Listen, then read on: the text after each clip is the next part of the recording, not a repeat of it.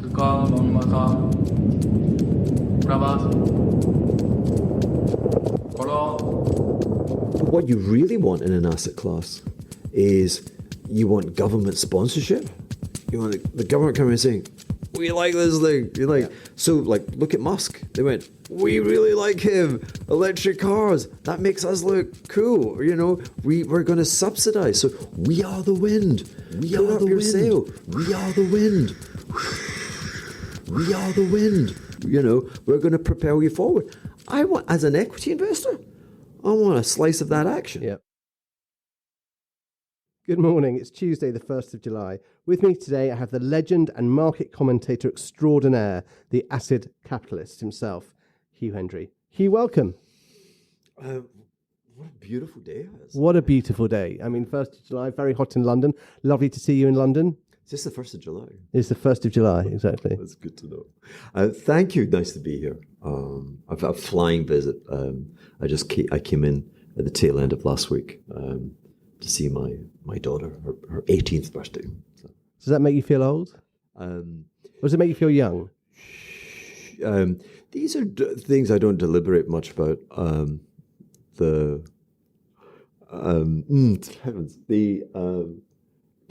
I never enjoyed having kids, but I'm really enjoying having young adults. Yeah. You know, she's the youngest. I've got two girls, 18 and 21, and a son who's 22, and they're now like, you know, they're little mini rock stars, and they're great fun.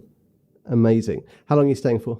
I leave tomorrow, so I think I've been here for like 5. I'm going to go and visit my father, and then I'm going to Paris, and then going back to Tokyo, back to Blade Runner. And then I'm meeting up with my daughters again at the end of July in LA. I love the desert, so we're going to Joshua Tree. Oh, fantastic. And then back to St. Bart's, and I've got my summer camp. Yes, of course. Of course, which is August, right? Yeah. A number of attendees this year?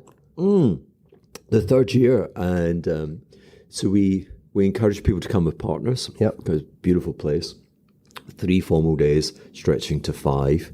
So you can, you know, taste the beaches and the restaurants. And so I think we've got 9 speakers. We must have about 40, 45 people coming. Oh, amazing. Big amazing. fan. Well, best of luck with Thank that. you.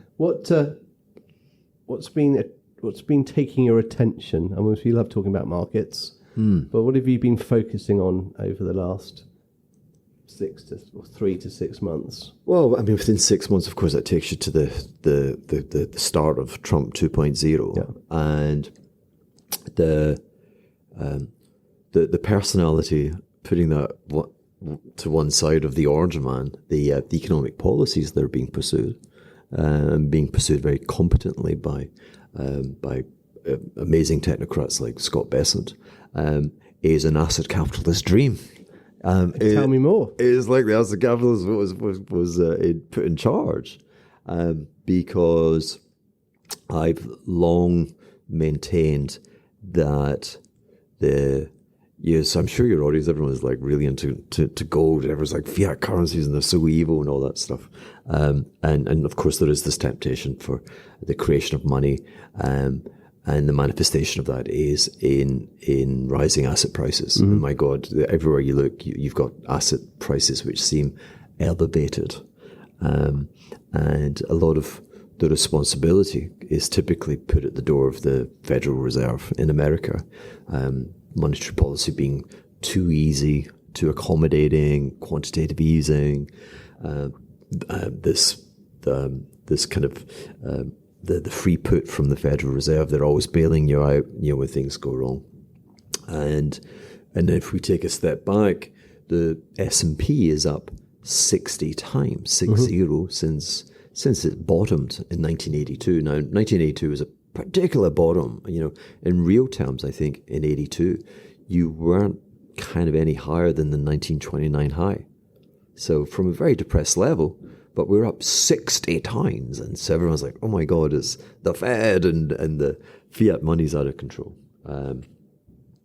I've always ascribed more potency to the notion of a money printer, to a printer which resides overseas, outside America, and is actually subject to the sovereign attention of not the US, but the Chinese and other mercantilist trading nations.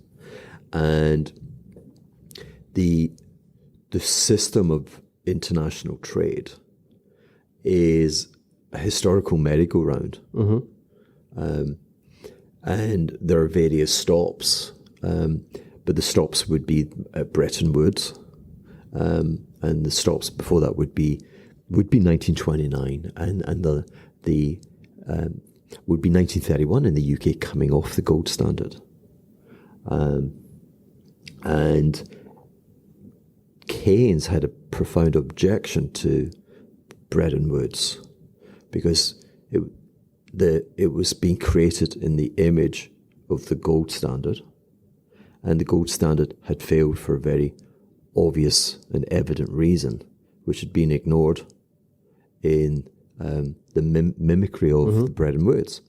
And the flaw was that it allowed nations to gamify economics to their benefit. Without flaws, the economic system is one which is constantly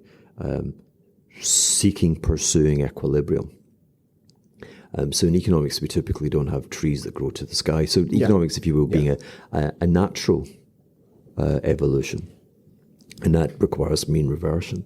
That doesn't exist in foreign trade, owing to the free flow of capital.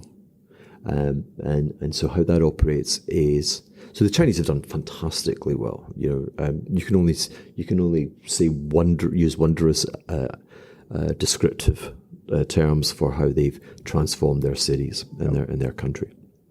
Now, in economics, the scorecard or the generosity of other people looking on in it would be, wow, the currency would be much higher, more valuable vis-a-vis the British pound, the US dollar, the euro.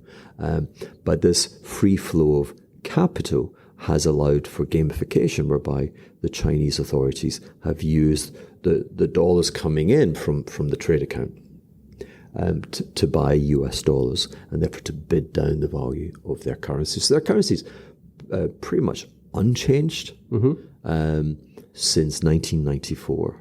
And we're talking about the two large, when I say the currency is unchanged vis-a-vis the US dollar, so the US economy and the Chinese economy, kind of you're talking about, that is the world today. Yeah, exactly. And so imagine the price of commerce, the price of exchange between the two largest economies in the world being wrong for 40 years, right? You mean dollar being too strong? Semantics. Dollar being too strong means the Chinese renminbi being too weak. So yes, and just to hold that, and again, a currency peg with a vol has been 3%. That is unnatural, and that requires an immense amount of kinetic financial energy. And that energy gets charged into the financial system, and that's the money, if you will. The S&P at 6,000 is very much sponsored by the Chinese Communist Party and the trade machinations which have defined this era. Now, that policy kind of has survived because of this contemptuous notion that overseas experts have with regard to America, this exorbitant privilege that the American government has the ability to print liabilities in its own currency. The international trade has turned that around to being an exorbitant cost to the American economy. There's these kind of notions of free will, self-determination. Did the chicken cross the road on his own free will kind of thing? Does America, the rise of American debt, is that because of these notoriously inept politicians, or is it an exogenous event imposed upon them? And I firmly believe it's not helped by the big fat stupid bills that they keep putting and voting through. It's not helped by that, but it's actually they have very little free will in the determination of that, because they accept this gamification of international trade. So for me, the ecstasy that I have with regard to Trump 2.0 with economics is a great courage to challenge that status quo, to say we are no longer willing to essentially be this host for another nation and their ambitions, China. So tariffs, potentially a weaker dollar. Is that? You keep saying weaker dollar. So it's really only you want the currencies of sovereign nations which have gamified the system, which is to say they've used the system to their benefit, if you will, to rob their international brothers and sisters of prosperity and trade and employment and wealth. They've taken that out of the system to benefit a sovereign mission. And the way you stop that is to put roadblocks in terms of international capital flows. And you stop, and by doing so, you if you will, you stop this money system, this offshore money system, which bids up asset prices, but also forces America kind of like to take the kneel, to be the consumer of last resort, to be the person that takes on all the debt when the world needs someone to be robust. And Trump 2.0 is like that form of mercantilism is over. So if we roll it forward, what's Trump's end game? Is it to do what Vance hopes and bring manufacturing back to the US? So that it's there's many end, but it's control of, it's reimposing notions of self-determination, whereby it would be random, but the notion of a US trade surplus. You have trade surpluses, like there might be a random distribution of them, but they will occur. Whereas they don't occur just now. America just produces deficits. China just produces surpluses. And that's a system where debt in America has to rise every year to keep that system alive. And the Trump administration recognizes the extremes and the vulnerabilities of where debt is to GDP, where credit ratings are, where with the level of interest rates being as elevated as they are today, that your biggest expenditure now is on the service of the debt. These are factors which, if someone doesn't set out to control them, then they have a geometric form of expansion, which then you lose control of. So the idea, it was kept together by China.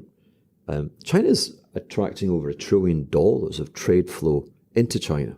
That's trade. It's not investment flow. That's people paying for stuff. And so the tariffs are like, well, we'll just price you out of the market. And guess what? $1 trillion. You don't have $1 trillion. Maybe you have like, a fifth of that. So your dynamite, your power to influence the shape and the edge of the currency market is that much harder. And so, yes, in the common vernacular, the prescription and the foresight would be that the dollar would be weaker vis-a-vis countries which enjoy a profound trading advantage. Now, that's not the euro, that's not sterling, but that's very much renminbi. And in doing so, you will bring back political control of the deficits, of the expansion in the public sector. So I would say just now is like 75, 80% determined by exogenous factors, the Chinese, and 20-25% determined by oddities such as the big fat bill. Is Trump aware of that, or do you just think it's part of Make America Great Again? Well, I've often reflected on that because, and bizarrely, this is where I start talking about cancer patients and the like. And so I wished not to be flippant about it, but it's as though the American economy had been diagnosed with a stage 4 terminal cancer. You only have to listen to Ray Dalio, who's like, I find Ray very, very hard to listen to. It's very dull, but so yeah, the stage 4. They're kind of saying this is stage 4, right? We will die. The Republic ends. In fact, yesterday I downloaded the Francis Ford Coppola. He financed a movie, Metropolis, I think it's called, or something like that, and he funded it by selling a stake in his vineyards, and it's a real passion project. Oh yes, I read something about this. Yes, yeah. I released and it bombed, but Francis is always a visionary, and I can't believe I didn't even see it. Yeah. It just but it bombed and no one talks about it. Like, Francis, I know. Anyways, but that is about it's set in modern America, and the script, it feels like it's a combination of Roman Empire and decline and Ayn Rand. So yes, I'm watching that on the plane to Tokyo when I go back. But that's the stage 4 cancer, and so you need. It implores for a radical intervention with uncertain effects, but you'd rather take uncertainty rather than the certainty of death. Yeah, and that's where we are with the economic policies of Trump. Now the doctor will sell you that intervention and the necessity for that intervention, and you'll say, "Is it going to hurt?" And the doctor will be like, I will hush that up, kind of thing. And the grim reality, and again, I'm not trying to make light of it. The grim reality is when you turn up at the hospital and it's the nurse, and she's the one that says, "Honey, this is the nastiest thing that's ever going to befall you, and I wish you courage." So I don't know if Trump actually has met with the nurse. I don't know if the doctor would be the Scott Bessent, saying, "This is what we do, this is why we do it." So does this change world order? Is this a structural change?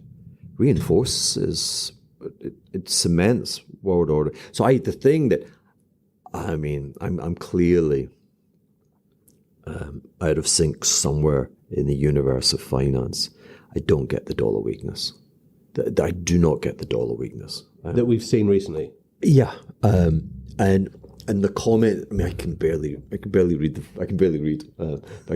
the Financial Times, the best of times, and the nonsense that's written about the dollar. So why do I not understand why the dollar is as weak as it is? Because what we are seeing is essentially it's euro dollar, the Dixie. Yep. Right. The biggest component is the euro. It's not the renminbi because it's still pretty much pegged. And I don't see how the dollar needs to revalue vis-a-vis the euro or the British pound. And if anything, I think it's revaluing higher versus the yen already has. We're mid-flow, we're pause, or we're either at the end or we're at the halfway point, and we might come back to the yen. So I don't understand the relative merits somehow that Europe now is better, and then people are very quick to say that the tiny period of American exceptionalism, where like the 7 great stocks in the S&P and all the capital flow coming into the States, like that was the end. Well, where's it going? Where is it going? It's going to stay in America. Now, in terms of, the markets are still making all-time highs. Markets are making all-time highs, but in dollar terms, overseas markets like Europe have outperformed. Now, in terms of, let's be more like macro students with regard to the currency. What doesn't get enough attention is America's. So America, if you will, is it Atlas or Samson? Yep.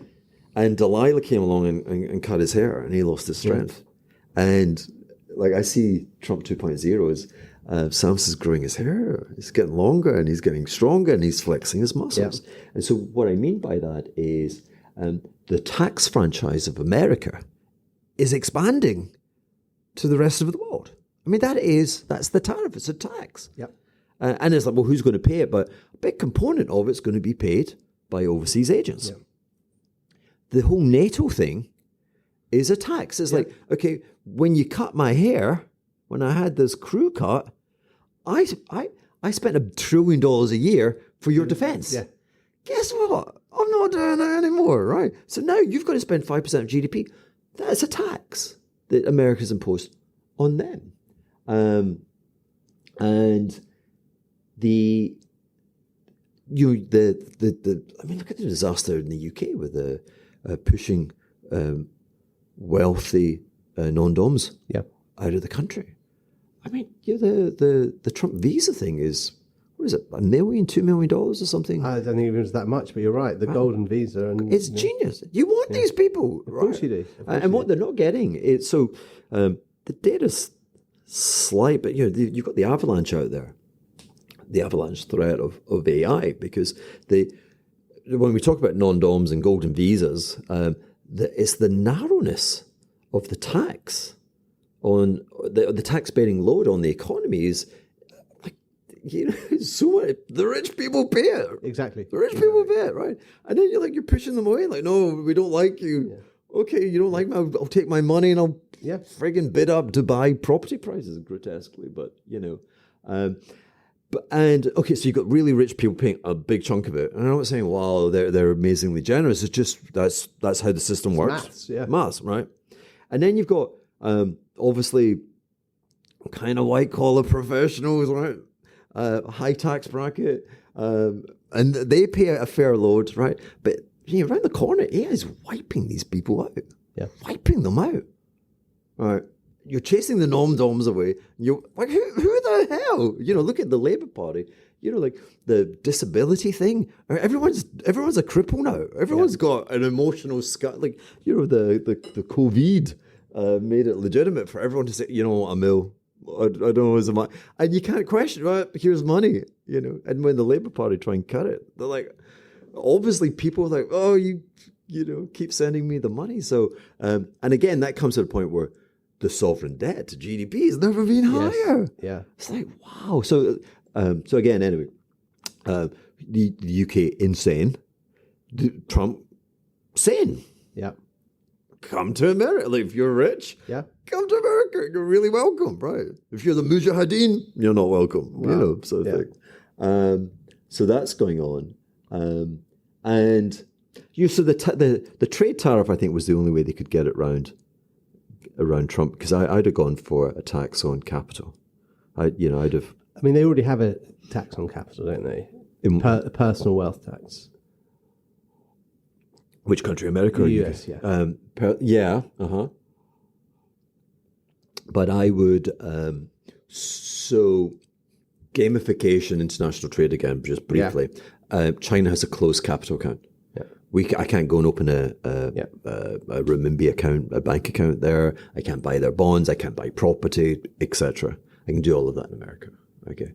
I mentioned the fact there's $1 trillion of trade flow, which can be manufactured into purchasing essentially US dollar risk-free assets. Okay. You could impose a tax on that, which then would go back to the US. I would do that.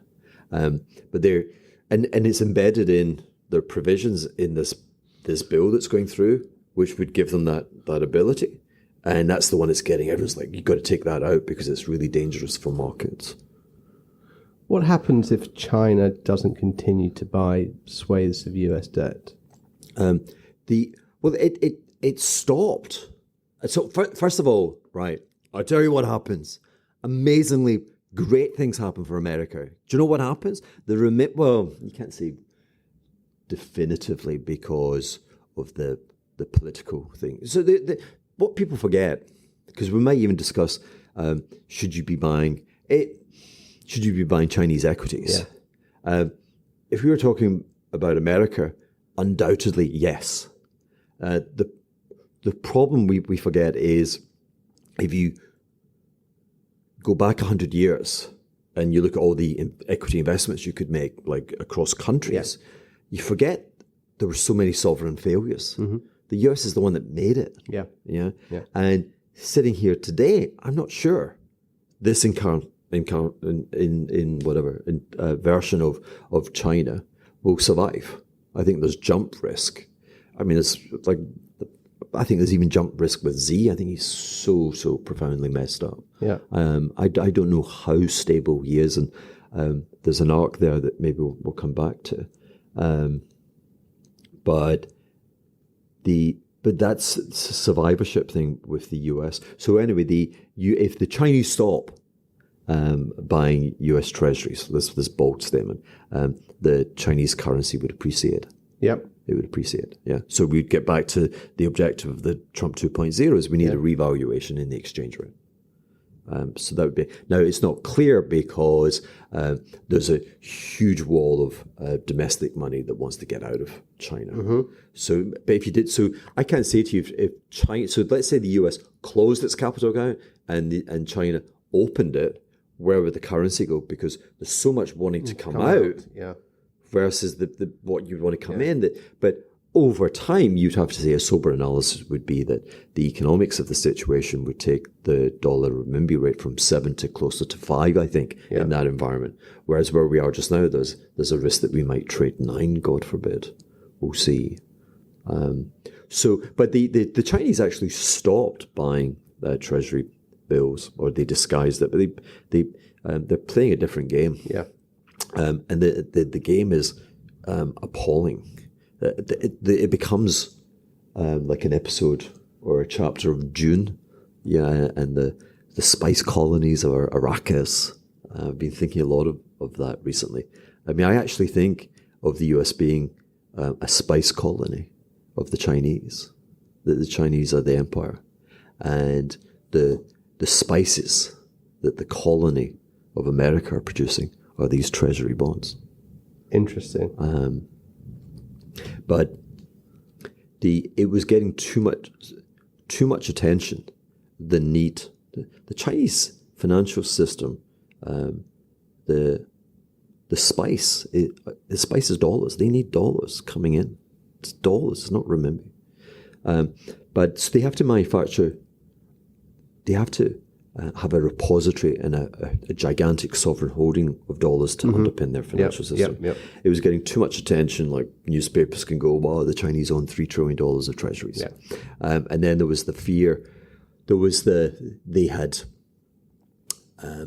through their own volition, had chosen a higher risk asset, the subprime, the CDOs back in 2006, 2007, as a surrogate for a risk-free.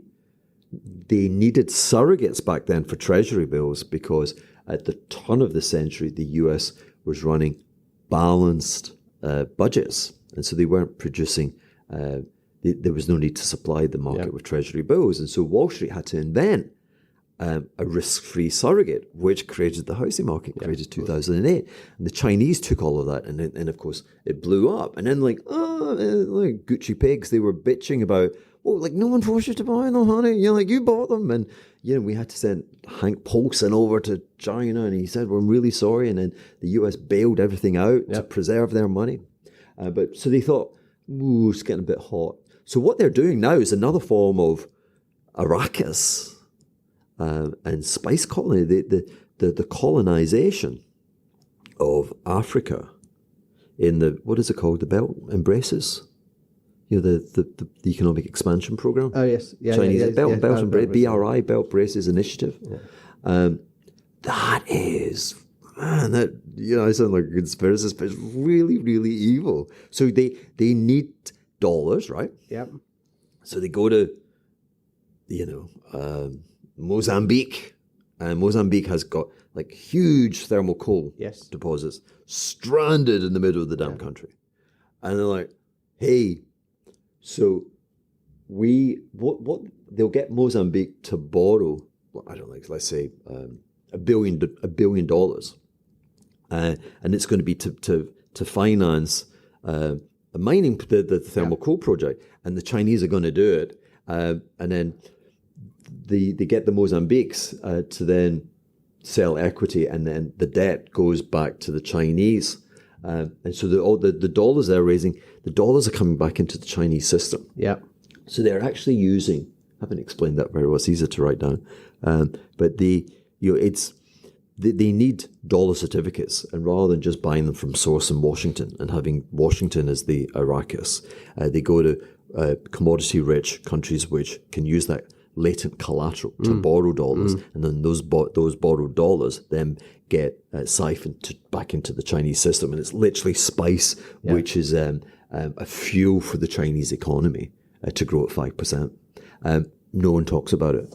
Yeah, it was very easy to talk about treasuries. It's much harder to talk about, the fiscal brinkmanship in Nigeria or the like. But effectively, you have, with agency, gone into some of the poorest and politically, not very robust countries, and you've expropriated their. It's very, very, very, very. So anyway, I don't want them buying treasuries. I don't want them with what they're doing with dollars. But they need it to keep their system alive. And they're very vulnerable to the whole Trump system, which is like, we're just making this impossible for you. And in terms of that stage 4 and the heart of tariffs and the like, it's so if trade surpluses and deficits between China and America and China and the rest of the world become just random economic events and not this gamification, the serial trade surplus that grows to the sky. Well, the previous system is one that essentially the Chinese need dollar certificates, and then they put into the euro-dollar system as collateral. We have U.S. treasuries are the gold collateral of the gold system. Yep. Yeah. They make the world go around. And if we move away from that world, you don't print money. And when you don't print money, it doesn't boost asset prices. Yep. And the reason that politicians from both sides have not pursued the Trump agenda is because their experts have said, if you pursue this, you'll have a profound deflationary bust in all asset prices. Yep. And we don't think that's good. No. And they're disingenuous. It's like, of course it's not good, but the path that we're on is that every 10, 15 years we'll have an enormous blow up. Again, use a rebase. And we just rebase it. Why don't we just do 10, 15 years of really hard, but actually we take our own determination back within our control. Very difficult to get politicians to do that, though, isn't it? Very, and Trump was Trojan because he's the last person that's going to vote for that. Exactly. So, but then it comes back to, does he actually know that it's stage 4 and we're talking about chemotherapy? Yeah. Does he know this is chemotherapy? That this is meant to hurt? Yeah. We don't know, and that's where you come back to Taco Man, that kind of stuff. Yeah, exactly. But then again, if you read the art of the deal, this is exactly what he's up to. I mean, go in high, come down a bit lower. Everyone thinks they've got a deal, and he comes out the winner. And spreading confusion. Correct. People are like, I don't know what this guy is doing. Is he for real? And just the fact that you've got Besant. Besant. Here we are in the city of London, and your mind has to go back to the famous confrontation between the Bank of England and Scott Besant, Stan, and George. And Besant was the analyst writing the paper saying this is how this thing works, and now he's running the American dollar policy. So that's kind of cool. So we mentioned, I kind of, the New York Post had a piece, and it might just be nonsense, but it put a lot of little points together and said, where is Z? He's just not been seen. Yeah. And like bodyguard counts, and there's been a lot of humbling. It's like, what's happening kind of thing, So when America bombed, I was in Japan in that weird time zone when the B-52s, whatever they're called, they dropped the big dumpsters onto the uranium activity, not uranium, nuclear activities in Iran. I put out a piece, and again, I'm just like, shaming myself, but like being a shaman. I was like, I'm going to share something with you. It's like, I think the Iranians have got nothing. I think all they've got is bluff. I don't think they've got anything. So you don't think they've got any enriched uranium or the ability to enrich uranium? I think. So I couldn't possibly say, but I was. It feels comparable to the end of the Russian communist system, where they ran out of ideology and they ran out of money. And 50 years, they're like, oh, we got nothing. And I think over the course of the last 18 months ago or so, you're seeing that the Iranians kind of got nothing. Yeah. Like the Israelis have come in and the results on their laborious intelligence for such a long time. They have just decapitated. And you're at a point where it was time for America to kind of, it's like call the bluff. So, without being overtly political, and really it veers into the world of what ifs, which are, but I kind of got to play what ifs as you kind of try and be playful with the future. But the most profound folly, the one event, if I could, so here's a question for you. In the context of the last 50 years, what's the one thing that you could go back and change? Like the whole globalist, tiny thing, big thing. You go, oh, I don't like that. That's the one I don't like. I don't mean like personally, I mean like a direction of the world. It's a very tough question. Indeed, it's impossible to how would you, you think about it now. I've obviously thought about it. For me, it would be, third quarter of 1979 when the Iranian Revolution, and they take the US hostages.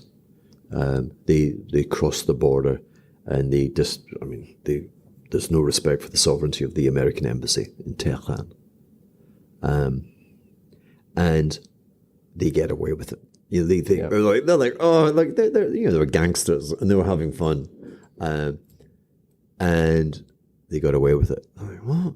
Now in my world, you just could not countenance that loss of sovereignty in Tehran, and America should have had boots on the ground, whatever. They're bombing, it should have just been, I'm going to take you all out, your families, everyone. Like, get your mujahideen out of my embassy, or you're dead, right? And America's like, oh, please, and like that botched up like a rescue mission, that's the thing I would have changed, because that cemented the theology and a nation run by theologists, a nation rejecting modernity. The tragedy, because it was like the most progressive Arabian society. Remind me, was that in the middle of the oil crisis? You'd had the two oil crises, and yes, it was at the tail end of that. You had, Volcker coming in and raising interest rates. Carter had just been elected, I think, actually. You'd have been, the inauguration, I think, would have been January 1980. Yeah. But where it coincided with the peak in gold. Yeah. Gold peak was, I think, the week of the botched Navy SEAL failed mission, where the helicopters went down in the desert. And that's where gold hit $850. And gold, a bit like it's been doing today, it's like, the world's crazy. I ain't buying, stocks and bonds are all about a regulated world, a world that makes sense. Yeah. Linear, and it has parameters that you can respect. It has mean reversion, you pull back. In the 70s with oil, all the various ideology conflicts, it was just like, I need an asset class which is a finger to everyone's like, So let's move on then very briefly, and an asset class that gives the finger, Bitcoin. Yeah. I mean, remind me, you were quite positive Bitcoin recently, or you've sort of changed your view?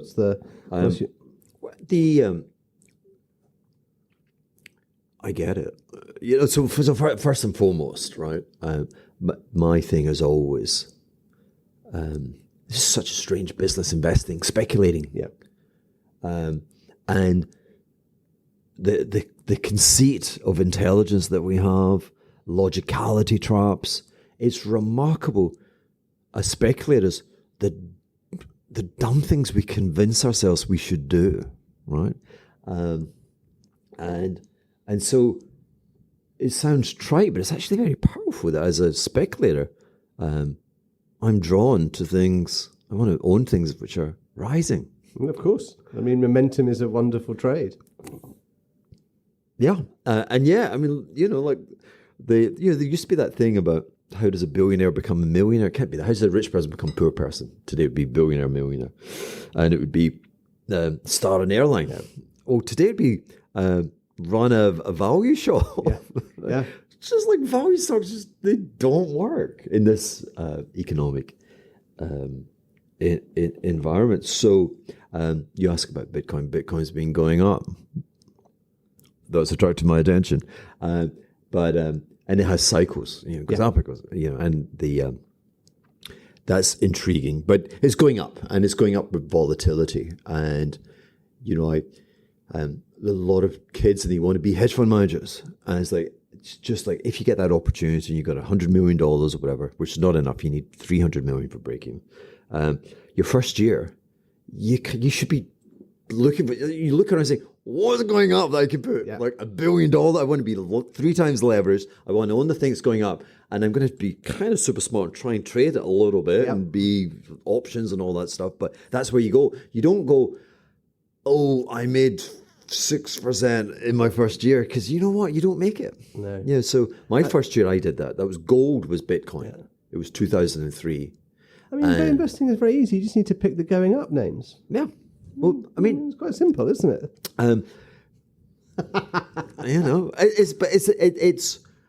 It's a starting point.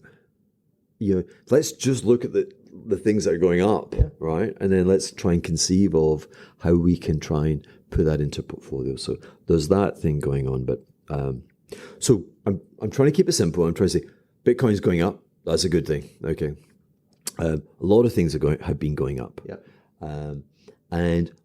And so metaphorically, we're talking about direct things like a heavenly body going up, going down. And so that makes me think of mass and weight and energy and discharge. And this is kind of how you should think about economics, almost from mathematics and engineering. And so the attraction, the real thing that I finally got with Bitcoin was the mass. Yep. The fact that it's tiny. $600 trillion of wealth, $660 trillion global wealth. It's finite, but the key just now is it's like $1.5 trillion, maybe $2 trillion, $2 trillion. That's tiny in context. U.S. equities are $50 trillion. Gold is like $20 trillion. Now, because the U.S. stock market is $55 trillion, hard to believe it's going to triple in the next 5 years. I would say impossible unless there are some other reasons, and it's the complete destruction in fiat money. It's not going to happen in 3 years. But Bitcoin could do that. I find it very hard to imagine that gold could do that. 20 trillion is and why? Because when you revalue something which is 20 trillion into 60 trillion, it actually has a knock-on impact on economic neighbors and the like. And that hits friction and there are circuit breakers. So it kind of doesn't happen. But to go from 1 to 3, to go from 1 to 10, kind of doesn't change. You wouldn't notice it. So Bitcoin could trade at $1 million per coin, and you wouldn't know in terms of like the value of this property really would be the same. Equities would be the same. And so there's, I don't know what. That's just kind of me playing mind games, trying to loosen my mind. And then, but what you really want in an asset class is you want government sponsorship. You want the government coming and saying, we like this thing. So like, look at Musk. They went, we really like him. Electric cars. That makes us look cool. We're going to subsidize. So we are the wind. Put up your sail. We're going to propel you forward. I want, as an equity investor, I want a slice of that action. And again, back to Trump, well, the new administration is like, this is what we want to happen, right? And why do they want it to happen? Because where it dovetails. It's like we prepared this. Look, we were talking about what if the Chinese never buy a treasury again? Yeah. Well, I could have responded with, well, that's why Scott's thought about that, and he's pushing the stablecoin. Yeah. And the stablecoin is just like, you want to just keep your Bitcoin in crypto rather than every time you dip between fiat and crypto, there's a frigging charge. Yeah. So you want to keep it in the crypto world, and of course then you want a yield on it. And so these huge stablecoin platforms are going to be the guys saying, we need treasuries. We're over here. We want treasuries. Yeah. And that becomes the bank. Yeah. So money, the transmission of money, monetary standards, they evolve. Now there are crisis moments, but there's a lot of technology. The rise of America at the beginning of the 20th century. Telegram, Mrs. Smith could be in San Francisco, but visiting in New York, and she could be in Macy's. Yeah. And like, she wants to buy a handbag. Is it okay? And I'm like, yeah, no, she's great. Give her credit, And now we're at the point. It's really the point of, it's the inertia in transactions. The fact that I had to write 20 times in French, I promise that I will not default on this mortgage. Yeah. Insanity. And the amount, because of the bankruptcy laws in Europe and stuff, there's a great inertia and fear about actually extending credit. And so it works on the basis of distrust. And so the advances in blockchain and stuff is like clarity, like no one can cheat, And so transactions are very quick and transaction costs are very low. That's the future. Yeah. And that is all requiring things like Solana and all the other little bits and pieces, Ethereum and the like. So the government is pushing it. That's wonderful. So, and I think they're pushing it for this macro sovereign, protecting the dollar, keeping the hegemon of the dollar globally. It's the only Europe can't do Maybe it. I believe they were that clever, but anyway. I know. But then you do have Scott, so and then another factor that you don't want to be fighting is big money. And again, big money. Back to my kind of the weight of everything. Mm-hmm. It's like, So by this I mean, I could mean a Ken Griffin, Citadel, because Citadel is the matrix. Yeah. He's not betting on the stock market's going to go up 20%. I mean, he's got a tiny part of his empire. Well, he makes money when you trade. He's he loves the matrix. Those Robin Hood guys, right? Yeah. He just, every time you touch, every time you think, boom, boom, boom, he's taking a little clip. But those little clips, they need a system-wide expansion. Yeah. That's how you get system-wide inflation. Well, it goes back to our discussion before we started recording. High price, small TAM. Yeah. Small price, big TAM. Mm. And that's obviously what Ken's after. That's what Ken's doing. So they look around and like, equities are $50 trillion.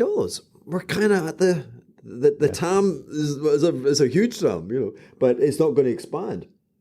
And they look at, what if we could take something from $1 trillion to 10 trillion? Yeah, well. Friggin' amazing! We'll make so much money. We'll have an asset and it'll go up, but the amount of trading that goes on.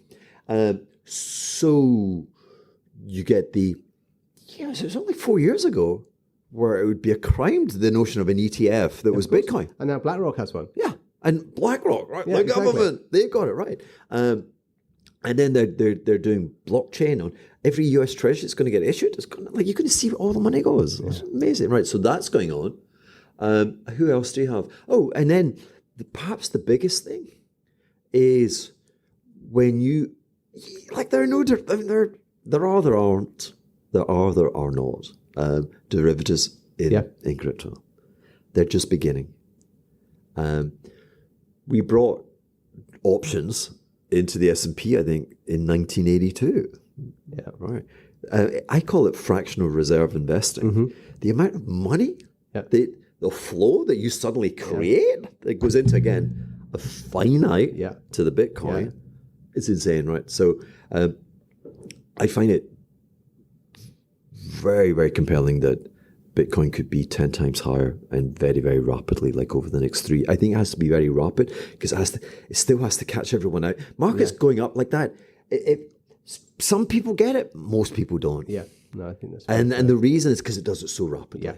Yeah. that always holds you back. So I am, it's all talk, and but who knows? I can't promise, but I certainly say this sincerely. I have such a compulsion on the notion that I am contemplating the sale of my glorious, beautiful house in St. Bart's. Why would you ever want to do that? First of all, because it's, I'm thinking of it as a trade. Yep. A trade that it's run its course. And I'm leaving a bit on the table, but I had a 3 million equity investment, which funded debt, which funded expansion. And I'm not bragging on numbers. I don't give a damn about numbers, but 3 has become 35. Yeah. Okay. And that done. You know what I mean? Done. And so why 35? Because again, if people are listening attentively, people think prices just are like they come out of nowhere. It's like magic. Someone's like the price, and you see, on Dragon's Den and stuff, and they have the valuation of the business. You're like, you're making it up. That drives me. I shout at the TV. I love that show. I shout at the TV, and I shout because price is a very logical construct. You get there. Rationality takes you. It's a living, breathing. It's something that exists. It's not something made up. And so when I say 35 million, I'm talking about you don't pay tax in St. Bart's. So everything is gross is net. It's a real asset. Yeah. Yeah. And you're talking about an annual revenue of over $2 million. And when you take an expense charge, you're looking at a 3% real yield. That's where you get to 35.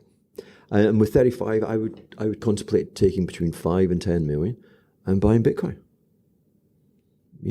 And that could become 100 million. Now, would I be 100 million times happier? Not at all. But I'm at a point where I feel like I need mission.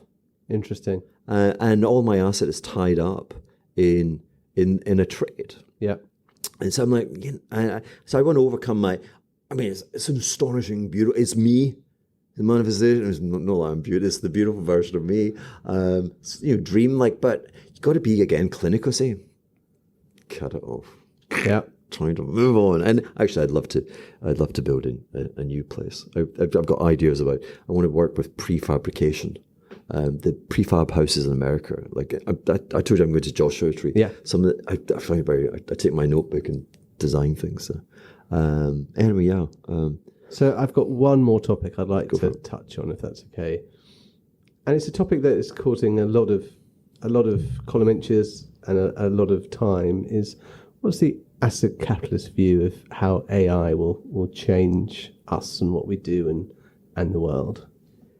Well, it's changed me, made me infinitely smarter, and I've actually just published a paper on this, the parasite.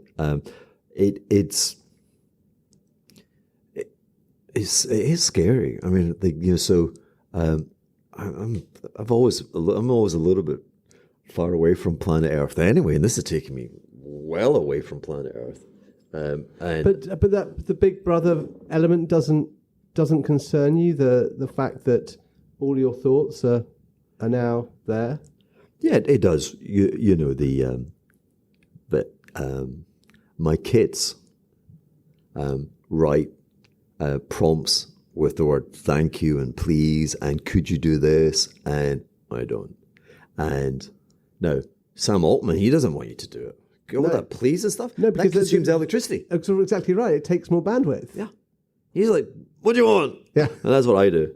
And so my kids are like, when the machines take over, they're going to wipe you out. You're the first one they're going to take. You're being rude. You're being rude in your prompts. You're having no manners. So I've got I don't know what it's called, a professional account or something, multi-user. So I've got all the kids that are on my account. It's really embarrassing because I write everything. I'll get a message from a 29-year-old very cute girl or whatever, and I'm like, okay, how would you respond to that? My kids see it, but the one that always freaks them out is So I'm saying I try not waste energy with please, could you, etc. But when it makes an error, and it does make errors, it is fallible. I'm pure. I'm Jesus, that's wrong. Why is that wrong? It's really just hallucinating. Maybe, but then I really think I'm hallucinating because it then comes in with this friggin' made up, like contrite. I'm really, really sorry. I'm going to try, but I'm like, shut up! You're a machine. You're faking it, right? I'm not buying it, right? So one thing to make a mistake, but I can.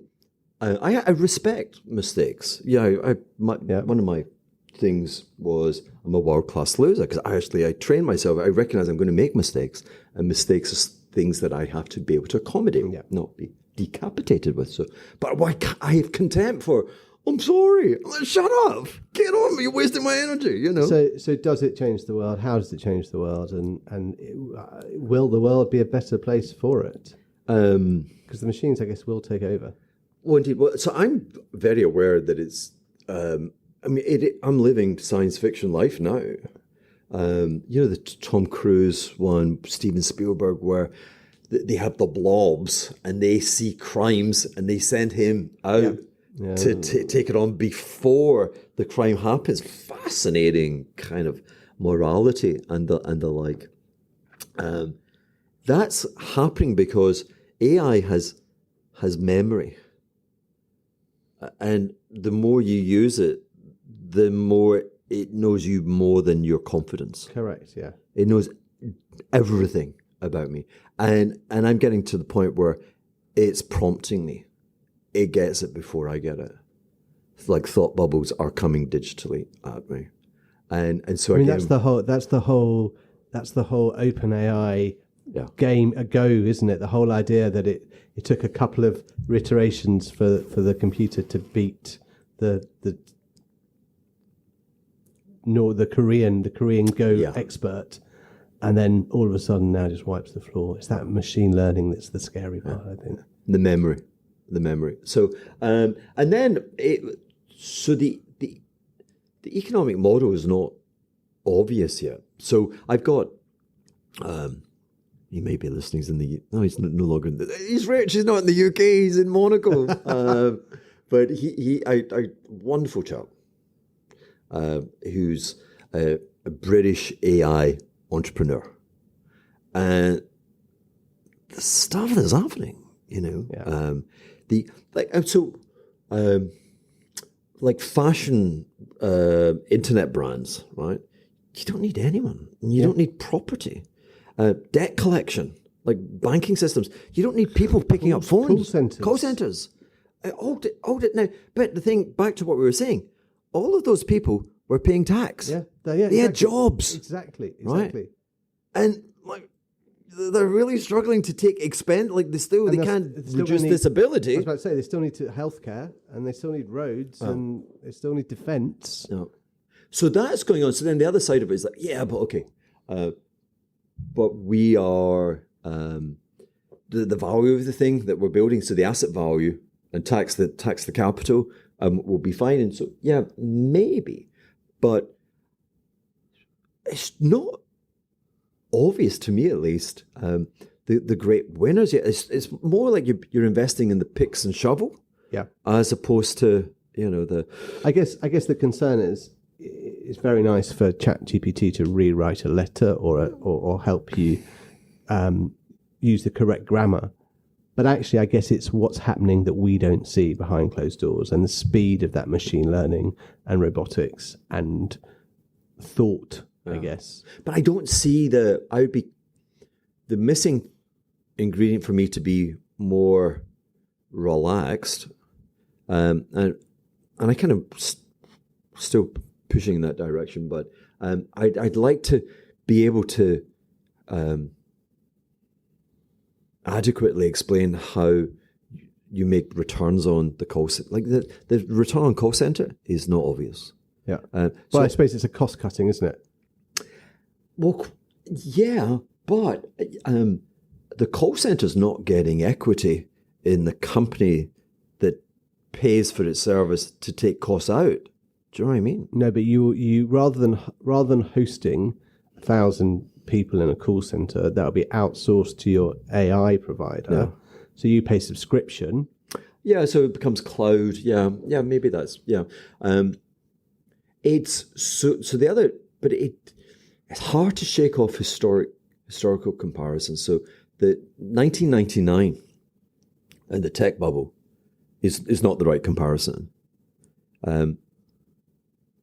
because there was only like one Google, one Apple back in the day, exactly. One Amazon. I mean, there might have been a Yahoo or Ask Jeeves, but they soon got wiped out very quickly. Right. Whereas this is 6 or 7, profoundly well financed. So it feels like and now also, sorry to cut you off, and now DeepSeek in China. Oh, it's a sovereign investment. Which also, this is the interesting thing, and we'll maybe touch on it briefly, is why copyright law has become very interesting, because obviously the Chinese have a digital library of all works of art and all pieces of literature, and are not bound by any copyright law. Yeah. So therefore, that DeepSeek machine has access to all this content. It does.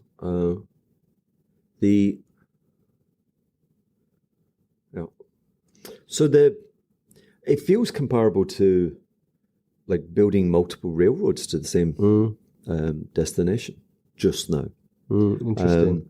But the valuations on these stocks, they're not actually absurd, because the growth has been coming through. So, so for me, I am definitely finding that I'm becoming an addict. The paper I wrote was, hey, this is from 6 months in the future. This is where you're going to be. This is how your life will have changed. And it is an enormous, like what I am writing, I can scarcely believe, I think, how good it is. But it's not a prompt, boom, and it prints out. It's a week of like shaving words and just crafting, But for me, it's like, I can't believe I'm able to do this. And so I'm spending more and more and more time. And I've got these nodes of curiosity, which then feed on themselves. And so I'm like a spice colony of curiosity nodes, and all my... It's like that Wikipedia blue link, isn't it? You find yourself in a rabbit hole of all sorts of things. I'm definitely in a rabbit hole. Yeah. Now, speaking of your writing... you have a Substack. Is that how listeners can follow you? What's your medium of choice at the moment? Well, I'm on Patreon as well, but Substack is just superior. Sorry, Patreon, but it's superior, and it supports. Substack is really, it's like Twitter or X, except the people who are on the platform, you got great, hopefully thought leadership and curious, interesting content. And you've got an audience, people are like, I buy this stuff. Yeah. It's fantastic. Like, so you see less and less of me on, why would I be on Twitter? Like, it's like people, they come in, and people moan about shit. Substack is my principal vehicle, and I use Instagram, YouTube, and X as a front window to say, hey, I'm doing this. The Instagram's kind of funny because the lifestyle I have. And again, talking about and being playful with time, and when you're at a bar, girls always say, "Where are you from?" I'm like, "The future." Does that still work? It really does. I think it never lets me down. So, I mean, Hugh, I have to say this has been absolutely delightful. Thank you very much for coming and dropping by on your very brief visit to London. And I guess, if anyone's listening and fancies a villa in St. Bart's, then you call me and I'll take a very small margin. A very small margin, no, indeed, yeah. Because there's I've got to do a transaction. It shows you, like, so the service providers on St. Bart's, fat, rich, lazy, and I need to structure my trade, my sale, with a kind of tax thing in mind, and I go to the guy who's really good. I say, "You're really good. I'm going to give you the deal, 35 million. Good ticket. But you solve for this." He's like, "Oh, no, you solve it and then come back." I'm like, "Well, if I solve it, then I don't not need paying you." Exactly. It's like stupid. Do you know what I mean? So, but come to Substack. So what I was going to say, the future and the playfulness with the future is, I wrote a paper about the evening I was gonna have in Osaka, which was like 10 days ago. And so I was writing about an evening that I'd yet to have, and as I was writing before it, and then we come back with, and then we can show you what happened, and so it's like seeing the future. Right? And so how very behind to make it full circular? How very behind the gap in the curtain? Yeah, exactly. Hugh, this has been brilliant. Thank you so much. Thank you.